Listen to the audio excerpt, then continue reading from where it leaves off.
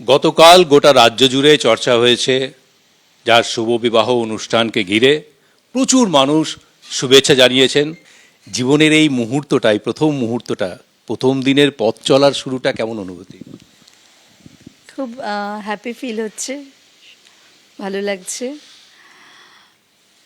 আমি গর্ববোধ করছি ওনার ওয়াইফ হতে পেরে। আর দিলীপ বাবু তো সোর নিয়ে তরোয়াল নিয়ে হুমকি ধমকি একটা বিরাট উগ্র মেজাজ প্রদর্শনী হয় মাঝে মধ্যে। তো দিলীপদার এই জগৎ সংসারে একটা জায়গা বিয়োগ হয়ে গেল, ঘরে আর বোধহয় চলবে না এটা। দেখুন, আমাকে আপনারা অনেক বছর দেখছেন, যেখানে লড়াইয়ের ময়দানে লড়াই লড়তে হবে, সেখানে তো পাগড়ি বেঁধে নামতে হবে, সংসারে নেমলে তো কোমর বেঁধে নামতে হবে। তো যাই হোক, এটা একটা ভবিতব্যই ছিল। আমি মনে করি মনুষ্য জীবনের পূর্ণতাও বটে। আমি ভেবেছিলাম এটা বাদ দিয়ে জীবনটা কাটবে, কিন্তু ভগবান এটাও করিয়ে নিয়েছে। তো স্বাভাবিকভাবে রিঙ্কু পরিচিত পার্টিতেই ছিল, কিন্তু বিবাহ হবে এরকম ভাবিনি কোনো দিন। ওর কি মনে হলো যে আমাকে এসে বলে বিয়ে করবো, আমি বলছি করে ফেলো, বললেন আপনাকেই করবো। এটা আমার পক্ষে একটু কঠিন ছিল, কিন্তু আমার গত নির্বাচনের পর থেকে মা আমার কাছে এসে থাকছেন, 84 বছর বয়স। এটা আমার কাছে চিন্তারই বিষয় ছিল। আমি কোনোদিন বাড়ির বাইরে গেলে পিছনে তাকাতাম না, কিন্তু মা আসার পর থেকে মনটা একটু খচখচ করে। আর হয়েছে এরকম, তাকে খাবার দাওয়ার হয়নি, জল পায়নি, অসুস্থ হয়ে গেছে। এই মাঝখানে এসে বাড়িতে 1-2 দিন মায়ের সঙ্গে রান্না করে খাইয়ে দিয়ে যাওয়া, এটা করেছো আগের থেকে, আমি যেন না থাকতাম। তো মারও ভালো লাগলো যে হ্যাঁ ঠিকই আছে, যখন প্রস্তাব করে দিয়েছে তখন তো হয়ে গেছে। আমি যেরকমভাবে জীবনযাপন করি, যে বিয়েটা সাধারণভাবেই হোক, এই ঘরের মধ্যেই হয়েছে, কিন্তু খুব সুষ্ঠুভাবে সুন্দরভাবে হয়েছে। এখন আবার সব ঠিকঠাক ছিল, আবার সাধারণ জীবন আমার শুরু হয়ে গেছে। আর জন্মদিন ছিল, পার্কেও খুব হুল্লোড় হয়েছে। রাজনৈতিক জীবনে ফিরবেন, কিন্তু প্রত্যেক মেয়েরই একটা স্বপ্ন থাকে, পরিকল্পনা থাকে, বিয়ের পরে আমরা একটা সুন্দর জায়গায় হানিমুনে যাব। আপনি কি হানিমুনে যাবেন না মিছিলে যাবেন? সেটাই তো মনে হচ্ছে। আমাদের কাছে প্রায়োরিটিটা হচ্ছে রাজনৈতিক প্রেক্ষাপটটাই আমাদের কাছে প্রাইমারি। দাম্পত্য জীবন অনেক সময় পাবো, নিশ্চয়ই দেখবো। হানিমুনটা তো বেশি লেট করলে আবার তার অতটা মজাটা থাকে না। দেখছি, দেখা যাক 15 দিন 20 দিন 1 মাসের মধ্যে যদি ব্যবস্থা করতে পারে। প্রথম দিনের এই সংসার জীবনের প্রথম অনুভূতিটা কেমন?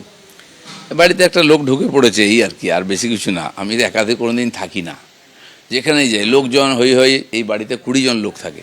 আমার যা মনে হয় লোকে যে যা দেয় সেটা আমার কাছে সাফিসিয়েন্ট। আমি কত বছর জামা কাপড় কিনিনি, আমার কোনো রুচি নেই, যে যেটা তোর পরি আর দেখতে ভালোও লাগে, খারাপ কিছু লাগে না। ইনি এসছেন আমার জীবনে, আমি ডাকিনি, আমি ভাবিনি, উনি হঠাৎ ধাম করে বলে দিলেন আমি বিয়ে করবো। ঝটকা সামলে নিয়ে তার বললেন ঠিক আছে, হয়ে যাক। আমার জীবনে আমি প্রচারক, সঙ্গ বলছে বেলো প্রচারক, পার্টি বলেছে তুমি প্রেসিডেন্ট হও, আমি ওকে। বলে তুমি এমএলএ হও, আমি ওকে। হয়ে দেখিয়েছি, MP, all India vice president. এমনকি এবারে বর্ধমানে লড়তে যাওয়া, সবাই বিরোধিতা করছে, আমি না বলেছিলাম রাজনীতিও করবো না আর ইলেকশন লড়বো না, কারণ এর পেছনের উদ্দেশ্যটা আমি জানি। কিন্তু যেহেতু পার্টি বলেছে, একমাত্র পার্টি ডিসিশন, আমি সৈনিক। আগুনে বললো ঝাঁপাবো, জলে বললো ঝাঁপাবো, ঝাঁপিয়েছি। আর আপনি দেখেছেন যখন ইলেকশন প্রচার হচ্ছিল, মনে হচ্ছে খালি বর্ধমানেই ভোট হচ্ছে। আমার চয়েস কিছু নেই, স্ত্রীও আমার চয়েস নেই, ও আমাকে চয়েস করেছে বলতে পারেন। তো ভগবানের এটাই ইচ্ছা, যেন যেটা হচ্ছে ওনার হাতে ছেড়ে দিয়েছি, যেটা হবে সেটাও মেনে নিয়ে কাজ করার মতো মানসিকতা আছে। অনেকেই এটা জানতে আগ্রহী কি আপনি রাজনীতিতে আগের মতো সক্রিয় থাকবেন তো? আমি অনেক পরিবর্তন আনছি আমার জীবনে, কিন্তু মিশনকে কখনো ভুলিনি আমি। সঙ্গের প্রচারক বলুন, আমাকে সঙ্গে বললো যেতে হবে আন্দামান, কোথায় আন্দামান জানতাম না, আমি টিকিটটা কেটে দিন খালি। 8.5 বছর ছিলাম, সুনামিতেও ছিলাম, ভয়ঙ্কর সব দেখেছি। হানিমুন আমি ওকে বলেছি, হানিমুন যাবো কি না ওই চান্সের উপর নির্ভর করছে, গায়ে জোর করবে না।